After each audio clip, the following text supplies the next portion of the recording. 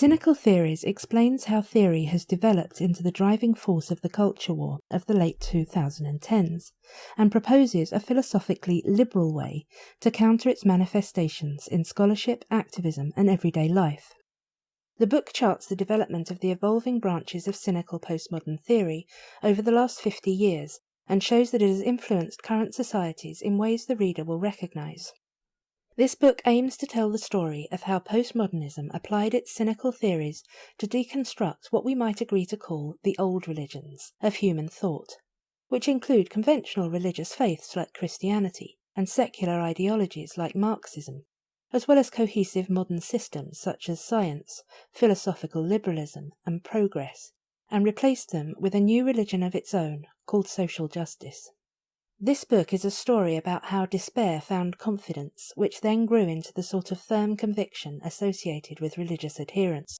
The faith that emerged is thoroughly postmodern, which means that, rather than interpreting the world in terms of subtle spiritual forces like sin and magic, it focuses instead on subtle material forces such as systemic bigotry and diffuse but omnipresent systems of power and privilege. While this newfound conviction has caused significant problems, it is also helpful that theory has become increasingly confident and clear about its beliefs and goals. It makes it easier for liberals, from the political left, right, or centre, to get at those ideas and counter them. On the other hand, this development is alarming because it has made theory so much more easily grasped and acted upon by believers who want to reshape society. We see radical relativism in the form of double standards, such as assertions that only men can be sexist and only white people can be racist, and in the wholesale rejection of consistent principles of non-discrimination. In the face of this, it grows increasingly difficult and even dangerous to argue that people should be treated as individuals, or to urge recognition of our shared humanity in the face of divisive and constraining identity politics. Although many of us now recognise these problems and intuitively feel that such ideas are unreasonable and illiberal, it can be difficult to articulate responses to them, since objections to irrationalism and illiberalism are often misunderstood or misrepresented as opposition to genuine social justice. This book is therefore written for the layperson who has no background in this type of scholarship, but sees the influence of it on society and wants to understand how it works.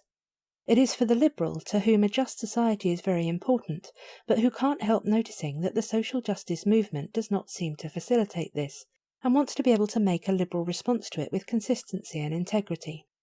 Cynical Theories is written for anyone from any part of the political spectrum who believes in the marketplace of ideas as a way to examine and challenge ideas and advance society, and wants to be able to engage with social justice ideas as they really are. This is not a book that seeks to undermine liberal feminism, activism against racism, or campaigns for LGBT equality. On the contrary, Cynical Theories is born of our commitment to gender, racial, and LGBT equality. This book, then, ultimately seeks to present a philosophically liberal critique of social justice scholarship and activism, and argues that this scholarship activism does not further social justice and equality aims. There are some scholars within the fields we critique who will be derisive of this, and insist that we are really reactionary right-wingers opposed to studies into societal injustice experienced by marginalised people. This view of our motivation will not be able to survive an honest reading of our book.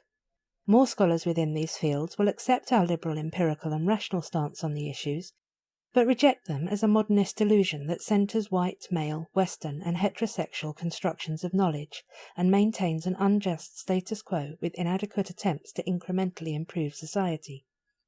The master's tools will never dismantle the master's house, they will tell us. To them we concede that we are far less interested in dismantling liberal societies and empirical and rational concepts of knowledge, and much more interested in continuing the remarkable advances for social justice that they have brought. The master's house is a good one, and the problem has been limited access to it. Liberalism increases access to a solid structure that can shelter and empower everyone. Equal access to rubble is not a worthy goal.